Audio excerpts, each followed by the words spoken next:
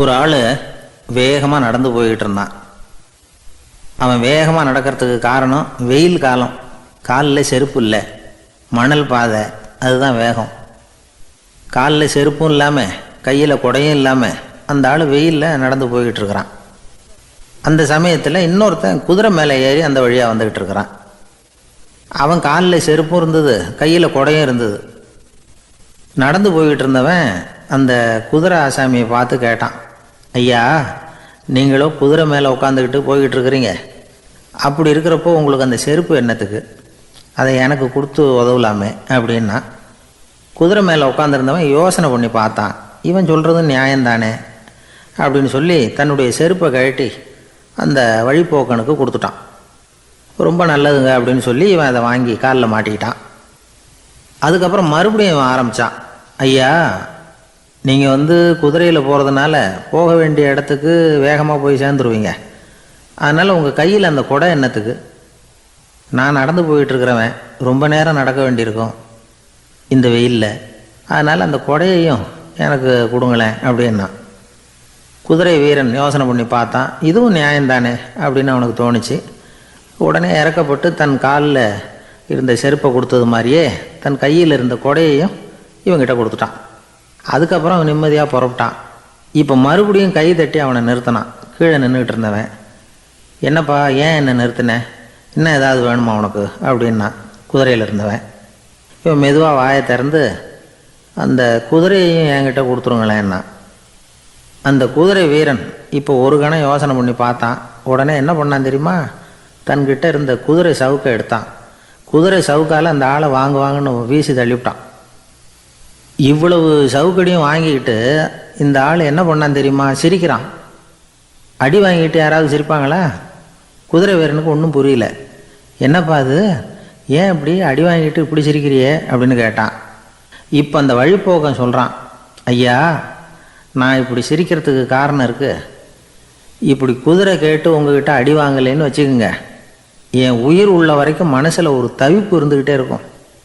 செருப்பையும் கொடையையும் கேட்ட உடனே கொடுத்தவன் குதிரையையும் கேட்டிருந்தா கொடுத்துருப்பானோ அப்படிங்கிற பேராசையில் ஏங்கிக்கிட்டே இருந்திருப்பேன். இப்போ உங்ககிட்ட அடி வாங்கின பிறகு என்னுடைய அந்த சந்தேகம் தீர்ந்து போச்சு. என்னுடைய ஆசைக்கு எல்லை எது அப்படிங்கிறத எனக்கு புரிஞ்சுட்டுது அப்படின்னு சொல்லிவிட்டு அவன் நடக்க ஆரம்பிச்சிட்டானான். ஆசைக்கும் எல்லை உண்டு அப்படிங்கிறத விளக்கறதுக்காக வாரியார் சுவாமிகள் சொல்கிற கதை இது. இந்த காலத்துலேயும் ஒருத்தன் அது மாதிரி கொடை செருப்போட குதிரையில் போய்கிட்டு இருந்தான். எதிரில் நடந்து வந்தவன், ஐயா, உங்கள் கொடையை எனக்கு கொடுங்களேன்னு கேட்டான். உடனே அவன் குதிரையிலேருந்து கீழே குதித்து அவனை சாட்டையால் அடிக்க ஆரம்பிச்சிட்டான். இன்னொருத்தர் அந்த வழியாக வந்தவர் இதை பார்த்தார். ஏன்பா, அவன் கேட்டான், உன்னால் முடியலன்னா இல்லைன்னு சொல்லிட வேண்டியது தானே, அதுக்காக ஏன் இப்படி அவனை போட்டு அடிக்கிறேன்னு கேட்டார். உங்களுக்கு விவரம் புரியாது சார், காலம் ரொம்ப கெட்டு போச்சு. கேட்டதை கொடுத்தேன்னு வச்சுக்கோங்க, இந்த குதிரையே என்னோடது, அவன் திருடிக்கிட்டு போகிறான் அப்படின்னு என் பேரில் புகார் கொடுக்க ஆரம்பிச்சிருவான் சார் அப்படின்னா. அது எப்படி அவ்வளோ உறுதியாக சொல்கிறேன்னு கேட்டார் அவர். ஏற்கனவே அது மாதிரி ஒருத்தன் பேரில் புகார் கொடுத்துட்டு தான் இந்த குதிரையை நான் தள்ளிட்டு வந்துக்கிட்டு இருக்கிறேன். ஒரு ஊரில் ஒரு ஆள் இருந்தான். அவனுக்கு வெளிநாட்டுக்கு போகணும்னு ஆசை. ஆனால் அவனுக்கு எந்த மொழியும் தெரியாது. இருந்தாலும் சமாளிச்சுக்கலாம்னு முடிவு பண்ணிட்டு கிளம்பிட்டான். ஏதோ ஒரு தேசத்துக்கு போய் சேர்ந்தான். அங்கே அவனுக்கு யாரையும் தெரியாது. அவங்க என்ன மொழியில் பேசிக்கிறாங்க அப்படிங்கிறது கூட புரியல. என்ன பண்ணுறதுன்னு யோசனை பண்ணிக்கிட்டே ஒரு இடத்துல நின்றுக்கிட்டு இருக்கிறான். எதிர ஒரு பெரிய கட்டடம், நிறைய பேர் உள்ளே போயிட்டு இருக்கிறாங்க. இவனும் அவங்க பின்னாடியே உள்ளே போனான். ஒரு பெரிய அறை, அலங்காரம்லாம் பண்ணி வச்சுருக்கிறாங்க. நிறைய பேர் சாப்பிட்றதுக்காக உட்காந்துருக்குறாங்க. இவனுக்கு நல்ல பசி, அதனால் இவனும் உட்காந்தான். சாப்பாடு போட்டாங்க, சாப்பிட்டான். அன்பான உபசரிப்பு. இவன் மனசு உள்ளே நினச்சிக்கிட்டான், இது ஏதோ அரசருடைய அரண்மனை மாதிரி தெரியுது, இன்றைக்கி ஏதோ விருந்து நடக்குது, நல்ல வேளை நம்ம பசியும் தீர்ந்தது அப்படின்னு நினச்சிக்கிட்டே நிமிர்ந்து பார்க்குறான். சாப்பாடு பரிமாறினவன் எதிரில் ரொம்ப பணிவோடு முதுகை வளைச்சி வணக்கம் தெரிவித்தான். இவனும் எழுந்திரிச்சு நின்று முதுகை வளைச்சி வணக்கம் தெரிவித்தான். ரொம்ப நன்றின்னா. அவன் ஒரு சீட்டை இவன் கையில் கொடுத்தான். இவன் அதை வாங்கி பார்க்குறான். என்ன எழுதியிருக்குன்னு ஒன்றும் புரியல. சரி, இந்த நாட்டில் தங்களுடைய நன்றியை சீட்டில் எழுதி தான் கொடுப்பாங்க போல இருக்கு அப்படின்னு நினச்சிக்கிட்டு மறுபடியும் நன்றின்னா. ஆனால் அவன் காசை கொடுங்கன்னான். ஏன்னா அது ஒரு ஹோட்டல், இவன் சாப்பிட்டதுக்கான பில் அது. இவன் அதை புரிஞ்சிக்கவே இல்லை. நன்றின்னு அந்த சீட்டில் எழுதி கொடுக்குறாங்க போல இருக்கு அப்படின்னு நினச்சிக்கிட்டு அதை வாங்கி சட்டை பையில் பத்திரமா வச்சுக்கிட்டு பரவாயில்லைங்க ரொம்ப மகிழ்ச்சின்னா. ஒரு வெளிநாட்டுக்காரனுக்கு இவ்வளவு தூரம் மரியாதை பண்ணுறீங்களே, எங்கள் ஊருக்கு போனதும் உங்களை பற்றி நிறைய சொல்லுவேன் அப்படின்னா. இவன் என்ன சொல்கிறான்னு அவனுக்கு புரியல. இவனை பிடிச்சி அழைச்சிட்டு போய் முதலாளி முன்னாடி நிறுத்தினான். நாம் சொன்னதில் இவனுக்கு ரொம்ப பெருமையாக இருக்கணும் போல இருக்கு, அதுதான் பெரிய இடத்துக்கு அழைச்சிட்டு வந்திருக்கிறான் அப்படின்னு இவன் நினச்சிக்கிறான். அவரும் பில்லுக்கான பணத்தை கொடுங்கிறாரு. பரவாயில்லைங்க ரொம்ப மகிழ்ச்சி நன்றிங்கிறான் இவன். அவர் பார்த்தார், இவனை நீதிமன்றத்துக்கு அனுப்பி வச்சுட்டார். இவன் என்ன நினச்சிக்கிட்டான், நம்மளை இந்த ஊர் ராஜா முன்னாடியே அழைச்சிக்கிட்டு வந்து நிறுத்தி இருக்கிறாங்க போல இருக்கு, என்ன ஒரு பெருந்தன்மை அப்படின்னு நினச்சிக்கிறான். நீதிபதி சொன்னார், சாப்பிட்டதுக்கான பணத்தை கொடுத்துரு, இல்லைன்னா அதுக்கான தண்டனை அனுபவிக்க வேண்டியிருக்கும்னார். ராஜாவே நமக்கு நன்றி சொல்கிறாரு போல இருக்கு அப்படின்னு நினச்சிக்கிறான் இவன். என் மகிழ்ச்சிக்கு எல்லையே இல்லைங்க அப்படின்னா. அவர் பார்த்தார், இவனுக்கு தண்டனை கொடுக்க வேண்டியது தான் அப்படின்னு முடிவு பண்ணார். உடனே தீர்ப்பு எழுதினார். இவனை கழுதையில் பின்புறமாக உட்கார வைங்க, இவன் ஒரு மோசடிக்காரன் அப்படின்னு ஒரு போர்டு எழுதி அவன் கழுத்தில் மாட்டுங்க, அப்புறம் அந்த கழுதையை ஊர் பூரா விரட்டுங்க அப்படின்னார். இவனுக்கு தான் மொழி புரியலையே, ஏதோ நடக்குது அப்படிங்கிறது மட்டும் புரியுது. எல்லாரும் சேர்ந்து இவனை ஒரு கழுதை மேலே உட்கார வச்சாங்க. ஓஹோ, நம்மளை பாராட்டி ஒரு ஊர்வலம் நடத்துகிறாங்க போல இருக்கு அப்படின்னு நினச்சிக்கிறான் இவன். எல்லாரும் சத்தம் போட்டுக்கிட்டே கையை தட்டிக்கிட்டு கழுதை பின்னாடி ஓடி வர்றாங்க. இவனுக்கு ரொம்ப உற்சாகமாக இருக்குது. எல்லாருக்கும் கை கூப்பி வணக்கம் சொல்லிக்கிட்டே போகிறான். கூட்டத்தில் திடீர்னு ஒரு தெரிஞ்ச முகம் தெரியுது. அவனுடைய தேசத்தை சேர்ந்த ஒரு ஆள் அவன். அவனை பார்த்ததும் இவனுக்கு ரொம்ப உற்சாகம். நம்ம ஊருக்கு போனதும் இங்கே நமக்கு கிடைச்ச மரியாதையெல்லாம் உண்மைதான்னு சொல்கிறதுக்கு ஒரு சாட்சியும் கிடைச்சிட்டுது அப்படின்னு நினச்சிக்கிறான். அவனை பார்த்து கத்தனான், நல்லா பார்த்துக்க, இந்த ஊர் மக்கள் எனக்கு எப்படிப்பட்ட வரவேற்பு கொடுக்குறாங்கங்கிறத நல்லா கவனிச்சுக்கோ அப்படிங்கிறான். அவனுக்கு அவமானமாக போட்டுது. தலையை குனிஞ்சிக்கிட்டே நழுவி போயிட்டான். இவன் பார்த்தான், அவன் தலை தெரியல. ஆகா, அவனுக்கு நம்ம மேலே பொறாமை போல இருக்கு, அதனால தான் காணாமல் போயிட்டான் அப்படின்னு நினச்சிக்கிறான். இப்படி ஒரு வேடிக்கை கதையை பெரியவங்க சொல்கிறது உண்டு. கதை வேடிக்கையாக இருந்தாலும் இதில் உள்ள கருத்து என்ன தெரியுமா? அந்த கழுதை மேலே உட்காந்துருக்கிறானே, அது மாதிரி தான் நாமளும் அகங்காரங்கிற கழுதை மேலே உட்காந்துக்கிட்டு இருக்கோமா. நாமளும் கிட்டத்தட்ட அதே மாதிரி பிரம்மையில் தான் இருக்கிறோமா. என்ன நடக்குதுங்கிறதே புரியறதில்லை. அகங்காரத்தில் பேசுகிறவனுக்கும் சித்த சுவாதீனம் இல்லாமல் பேசுகிறவனுக்கும் அதிக வித்தியாசம் இருக்கிறதில்ல. அது மாதிரி ஒருத்தன் தன்னுடைய வீட்டை சுற்றி சேற்றை வாரி இறைச்சிக்கிட்டு இருந்தானா. அந்த வழியாக வந்த ஒரு பெரியவர் அதை பார்த்துருக்கார். என்னப்பா பண்ணிகிட்டு இருக்கிற அப்படின்னு கேட்டாரான். கழுதைகளை விரட்டிக்கிட்டு இருக்கிறேன் அப்படின்னானா. இங்கே கழுதைகளே காணுமே அப்படின்னாரான் அவர். அதுதான் ஏற்கனவே விரட்டி விட்டனே அப்படின்னானா இவன். ஒரு ஊரில் ஒரு குரு இருந்தார், ஜென் குரு. அவரை தேடிட்டு ஒரு மன்னர் வந்தார். வந்தவர் ஜப்பான் மன்னர். தோட்டக்கலையை பற்றி தெரிஞ்சுட்டு போகிறதுக்காக அவர் வந்தார். எப்படி தோட்டம் அமைக்கிறது அப்படிங்கிறத பற்றி அந்த குரு விவரமாக சொல்லி கொடுத்தாரு. ஒரு நாள் 2 நாள் இல்லை, 3 வருஷம் கற்றுக் கொடுத்தார். அதுக்கப்புறம் சொன்னார், நான் கற்றுக் கொடுத்துட்டேன், இனிமேல் நீங்கள் போகலாம், போய் தோட்டம் அமைக்கலாம், அதுதான் உங்களுக்கு பரீட்சை. தோட்டம் அமைச்ச பிறகு சொல்லி அனுப்புங்க, நான் வந்து பார்க்குறேன். நீங்கள் இங்கே என்னவெல்லாம் கற்றுக்கிட்டீங்களோ அதையெல்லாம் அங்கே செயல்முறையில் செஞ்சு காட்டுங்க அப்படின்னு சொல்லி அனுப்பி வச்சார். மன்னர் போனார். அரண்மனைக்கு பக்கத்திலே ஒரு பெரிய தோட்டத்தை உண்டு பண்ணினார். அழகான மரங்களையும் செடிகளையும் உருவாக்கினார். கிட்டத்தட்ட 1000 தோட்டக்காரர்களை பயன்படுத்தி 3 வருஷங்கள் முயற்சி பண்ணி அந்த அழகான தோட்டத்தை உருவாக்கினார். குருக்கிட்ட இருந்து செய்தி வந்தது, நாளைக்கு வந்து தோட்டத்தை பார்க்குறேன் அப்படின்னு. மன்னர் உடனே சுறுசுறுப்பாயிட்டார். முதல் நாளே தோட்டத்தை சுத்தப்படுத்தினார். ராத்திரி பூரா யாரும் தூங்கலை. எல்லாருக்கும் தோட்டத்தை ஒழுங்குபடுத்துகிற வேலை. அது அந்தந்த இடத்துல ஒழுங்காக இருக்குதா அப்படின்னு சரி பார்த்தாங்க.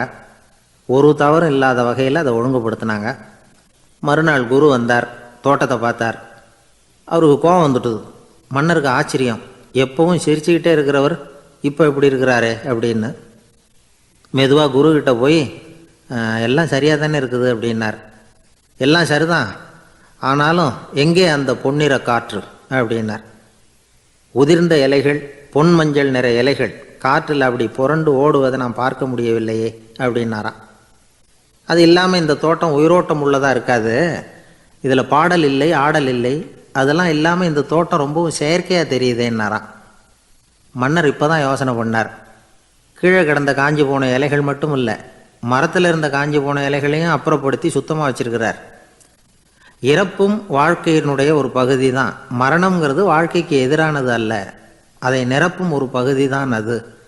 மரணம் இல்லையில் வாழ்க்கையே இல்லை அப்படிங்கிறது பெரியவங்க கருத்து. இப்போ அந்த தோட்டம் அழகாக தான் இருக்குது, இருந்தாலும் அது ஒரு ஓவியம் மாதிரி உயிர் இல்லாமல் இருக்குது.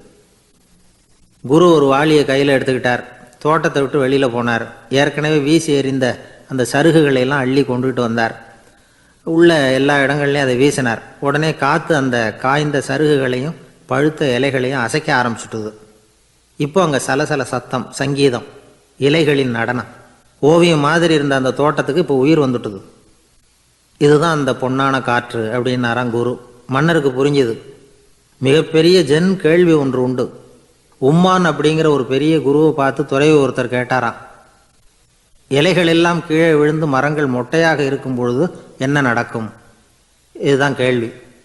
இதுக்கு உம்மான் சொன்ன பதில் பொன்னான காற்று, தி கோல்டன் விண்ட் அப்படின்னாராம். இதுக்கு என்ன விளக்கம்னா, உன்னுடைய எண்ணங்கள் எல்லாம் உன்னுடைய மனசிலிருந்து கீழே விழுந்து உனது உள்ளுணர்வானது மொட்டையாக நிற்கும் நிலைதான் அது. உனது வேர்களின் அருகில் காற்று வீசுகிறது. எல்லா எண்ணங்களும் உன்னிலிருந்து வெகு தூரத்துக்கு புரண்டு கொண்டே சென்று விடுகிறது. நீ அவற்றை கடந்து விட்டால் நீ அவைகளுக்கெல்லாம் மேலெழுந்து கீழே பார்ப்பவனைப் போல நிற்க ஆரம்பித்து விடுவாய். அதுதான் தியானம் என்பது அப்படின்னு சொல்கிறாங்க. தியானம்ங்கிறது எண்ணத்துக்கு எதிரானதில்லை. தியானம்ங்கிறது எண்ணங்களை கடந்து செல்வது தான். அதுக்கப்புறம் நாம் பொன்னிற காற்றில் ஆட ஆரம்பிச்சிருவோம். இதுதான் பெரியவர்கள் சொல்கிறது. என்கிட்ட ஒருத்தர் தோட்டம் அமைக்கணும்னு யோசனை கேட்டு வந்தார். எல்லாம் சொல்லி கொடுத்தேன். செடிகள்லாம் செழிப்பாக வளரணும்னா வேர் காயாமல் பார்த்துக்குங்க, தினமும் தண்ணி விடுங்க அப்படின்னு சொல்லி அனுப்பி வச்சேன். ஒரு மாதம் கழித்து ஒரு தோட்டத்தை பார்க்குறதுக்காக போனேன். போய் பார்த்தா எல்லா செடியும் வாடி கிடக்குது. என்னங்க இப்படி பண்ணிவிட்டீங்க? என்ன நீங்கள் சொன்னபடி தான் செஞ்சேன்னார். என்ன செஞ்சீங்கன்னு கேட்டேன். வேர் காயாமல் பார்த்துக்க சொன்னீங்க, தினமும் ஒரு தடவை எல்லா செடியையும் ஒவ்வொன்றா பிடுங்கி பார்த்து வேர் காயாமல் இருக்கா அப்படின்னு பார்த்துட்டு அதுக்கப்புறம் தண்ணி பாய்ச்சனே, அவ்வளவுதான் அப்படின்னார். ஒரு வயசான பாட்டியின் தாத்தாவும் ஒரு பூங்காவில் உட்காந்து பேசிக்கிட்டு இருக்கிறாங்க. அவங்களுக்கு கல்யாணம் ஆகி 53 வருஷம் ஆச்சு. பிள்ளைங்கள்லாம் படித்து பெரிய பெரிய வேலையில் இருக்கிறாங்க. பேரன் பேத்திகளும் நல்ல நிலைமையில் இருக்கிறாங்க. இந்த தாத்தாவும் பாட்டியும் சிரித்து பேசிக்கிட்டு இருந்ததை ஒரு பெரியவர் பார்த்தார். அவருக்கு ஆச்சரியமாக இருந்தது. இந்த வயசுலேயும் இவ்வளவு அந்யோன்யமாக இவங்க பேசிக்கிட்டு இருக்கிறாங்களே அப்படின்னு நினச்சார். சரி, நேரிலேயே கேட்டுருவோமே அப்படின்னு நினச்சிக்கிட்டு கிட்ட போனார். உங்கள் மன வாழ்க்கையின் வெற்றிக்கான ரகசியம் என்ன அப்படின்னு கேட்டார். இதை கேட்டதும் அந்த தாத்தா சிரிச்சுக்கிட்டே பாட்டியை பார்த்தாராம். அதுக்கப்புறம் சொன்னாராம், நான் இந்த அம்மாவை கல்யாணம் பண்ணிக்கிட்டதுக்கும் எங்களுடைய இல்வாழ்க்கை இவ்வளவு நாளாக பலம் குறையாமல் மகிழ்ச்சியாக இருக்கிறதுக்கும் காரணம் ஒன்று தான். அது என்ன காரணம்னா, எங்களுக்கு இடையில பொதுவாக நிறைய குறைகள் உண்டு, அதுதான் காரணம் அப்படின்னாராம். அவர் சொல்கிறது சரிதான் அப்படிங்கிறது மாதிரியே அந்த பாட்டியும் அவரை நிமிர்ந்து பார்த்தாங்களாம். இந்த பெரியவர் மறுபடியும் அந்த பாட்டியை பார்த்து அதே கேள்வியை கேட்டிருக்கார். உங்களுடைய நீண்டகால மன வாழ்க்கைக்கு கிடைச்ச வெற்றி எதனாலேன்னு சொல்ல முடியுமா அப்படின்னு கேட்டாராம். அவங்களும் சிரிச்சுக்கிட்டே பதில் சொன்னாங்களாம். என்ன பதில் தெரியுமா? சில பேரை நாம் குறிப்பிட்ட பண்புகளுக்காக நேசிக்கிறோம், வேற சிலரை நாம் அந்த பண்புகள் இல்லாத குறைகளுக்காகவே விரும்பி பழகிறோம் இல்லையா அப்படின்னு கேட்டுவிட்டு தலையை குனிஞ்சிக்கிட்டாங்களாம் அந்த பாட்டியம்மா. அவங்க அப்படி சொன்னதை கேட்டதும் இவருக்கு புதுசாக ஞானம் பிறந்தது மாதிரி இருந்துதான். இதுதான் மனம் நிறைந்த மன வாழ்க்கை அப்படிங்கிறார் சுவாமி சின்மயானந்தர். பண்புகளை எப்படி நேசிக்க முடியுதோ அதே மாதிரி பண்புகள் இல்லாத குறைகளையும் நேசிக்க முடியும். மனசு தான் காரணம். ஒரு மேல்நாட்டு தம்பதி, அவங்களும் தாத்தா பாட்டி தான். அவங்க 2 பேரும் ஒரு பூங்காவில் உட்காந்து சிரித்து பேசிக்கிட்டு இருக்கிறாங்க. அதை ஒருத்தர் பார்த்தார். அவருக்கு ஆச்சரியம், இவ்வளவு காலம் ஆகி இந்த வயசுலேயும் இப்படி அன்பாக பேசிக்கிட்டு இருக்கிறாங்களே அப்படிங்கிற ஆச்சரியம். கிட்ட நெருங்கி போனார். கேட்டார், ஏன் தாத்தா உங்களுக்கு கல்யாணம் ஆகி எவ்வளோ வருஷம் ஆச்சுன்னார். 55 வருஷம் ஆச்சுன்னாராம் அவர்.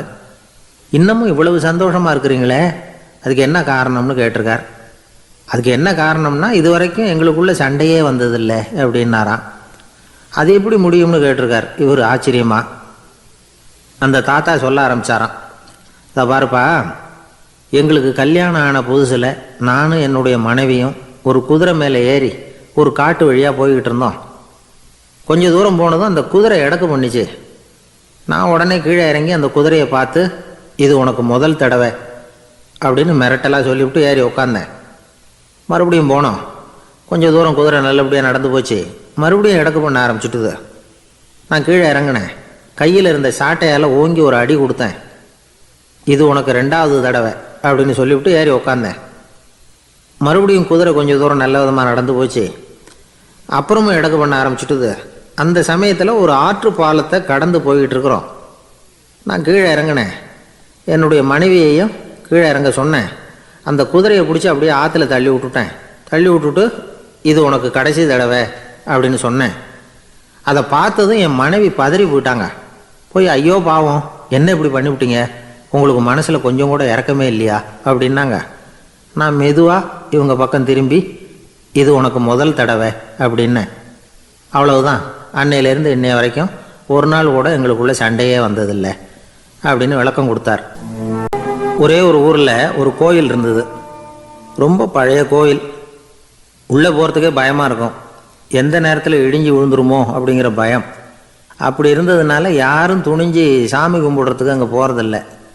கோயிலுக்கு வர்ற கூட்டம் கொஞ்சம் கொஞ்சமாக குறைய ஆரம்பிச்சுட்டுது. கோயில் நிர்வாகிகள் எல்லாரும் கூடி உட்காந்து பேசினாங்க. என்ன பண்ணலாம்னு யோசனை பண்ணாங்க. எந்த இடம் மோசமாக இருக்கோ அந்த இடத்த பழுது பார்த்தாங்க. அங்கே எங்கே வர்ணத்தை பூசி கொஞ்சம் அழகுபடுத்தி பார்த்தாங்க. ஏதோ இந்த ஊரில் கோயில்னு ஒன்று இருக்குது, அது மக்களுக்கு தெரியணும் அப்படிங்கிறதுக்காகத்தான் இப்படிலாம் பண்ணாங்க. இருந்தாலும் கோவில் இருக்கிற நிலைமை மக்களுக்கு தெரியும். அதனால் அங்கே வர்றது குறைச்சிக்கிட்டாங்க அவங்க. ஒரு கட்டத்தில் யாருமே வர்றதில்லை. நிலைமை அந்த அளவுக்கு ஆயிட்டுது. மறுபடியும் கோவில் நிர்வாகிகள் கூட்டம் நடந்தது. இந்த கூட்டம் கூட கோயிலுக்கு உள்ளே நடக்கலை, இடிஞ்சு விழுந்துருமோங்கிற பயம். அதனால் வெளியில் தான் உட்காந்து கூட்டத்தை நடத்தினாங்க. ஏன்னா உள்ளே போகிறதுக்கு அவங்களுக்கும் துணிச்சல் கிடையாது. எந்த நேரமும் விழுந்துரும் போல் இருந்தது. அது வழியாக போகிறவங்க கூட வேகமாக அந்த இடத்த கடந்து போக ஆரம்பிச்சிட்டாங்க. கோவில் நிர்வாகிகள் வெளியில் உட்காந்து கூட்டம் போட்டாங்க இல்லையா, அந்த கூட்டத்தில் 4 தீர்மானங்களை நிறைவேற்றினாங்க. அது என்ன 4 தீர்மானம்னா, முதல் தீர்மானம், இந்த கோவிலை இடிப்பது அப்படிங்கிற முடிவை இந்த கமிட்டி மிகவும் வருத்தத்துடன் ஏற்றுக்கொள்ளுகிறது அப்படின்னு நிறைவேற்றினாங்க. இதுக்கு பதிலாக இன்னொரு கோவிலை உடனடியாக கட்டி முடிச்சுடணுங்கிறது 2வது தீர்மானம். 3வது தீர்மானம் என்ன தெரியுமா? பழைய கோவிலின் கதவுகள், அதிலிருந்து பிரித்து எடுக்கிற செங்கல், இதையே புது கோவில் கட்டுவதற்கு பயன்படுத்தி கொள்ள வேண்டியது. பழைய கோவில் இருந்த மாதிரியே அதே வடிவத்தில் புது கோவிலையும் கட்ட வேண்டியது. பழைய கோவிலின் அஸ்திவாரத்தை அப்படியே வச்சுக்கிட்டு அதுக்கு மேலே நாம் கோயிலை கட்டிக்க வேண்டியது. இதுதான் 3வது தீர்மானம். இதையும் கமிட்டி முழு மனசோடு ஏற்றுக்கிட்டது. இது வரைக்கும் சரி. இப்போ அந்த கமிட்டி 4வதாக ஒரு முக்கியமான தீர்மானத்தை கொண்டுக்கிட்டு வந்து அதையும் ஏகமனதாக நிறைவேற்றி விட்டுது.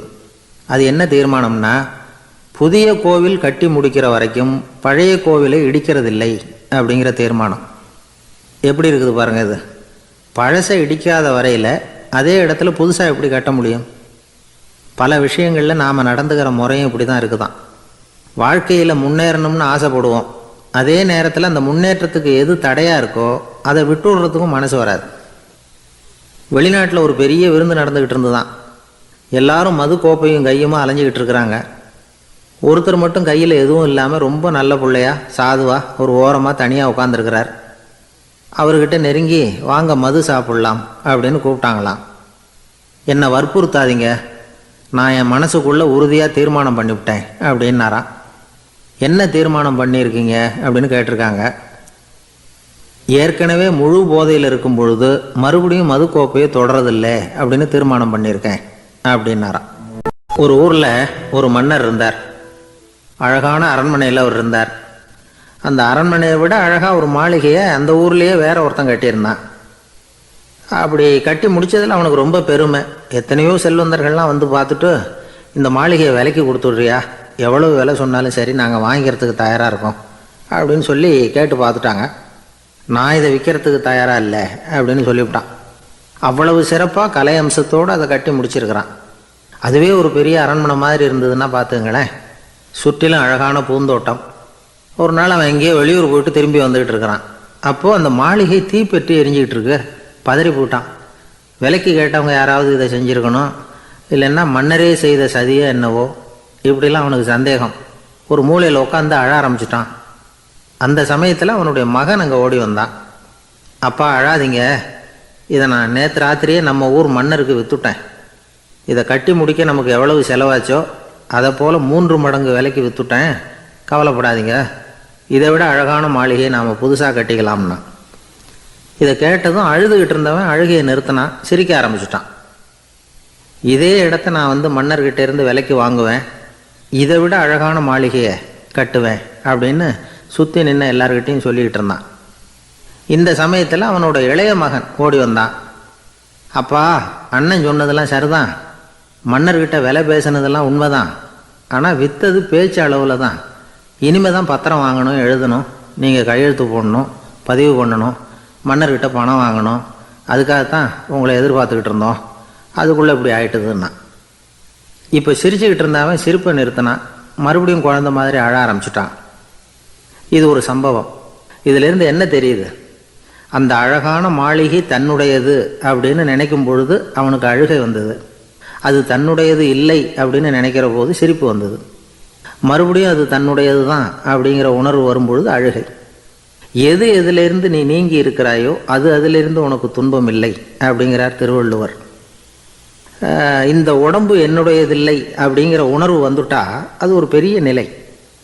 அந்த நிலை வரணும். எல்லாத்தையும் பயன்படுத்திக்கலாம், ஆனால் பற்றில் விழுந்துடக்கூடாது.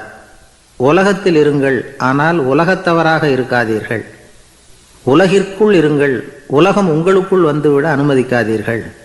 விலகி இருங்கள், விழித்திருங்கள், மௌனமாய் பார்த்திருங்கள் அப்படிங்கிறது சான்றோர் கருத்து. செய்ய வேண்டிய கடமையிலிருந்து விலகி இருக்கிறவர்கள் நம்மகிட்ட நிறைய பேர் உண்டு. அப்படிப்பட்ட ஒருத்தர் டாக்டர்கிட்ட போனார்.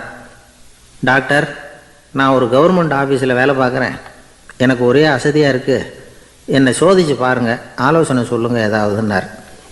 டாக்டர் அவரை பரிசோதனை பண்ணி பார்த்துட்டு சொன்னார், இதோ பாரு, உனக்கு இப்போ தேவைப்படுறது முழு ஓய்வு.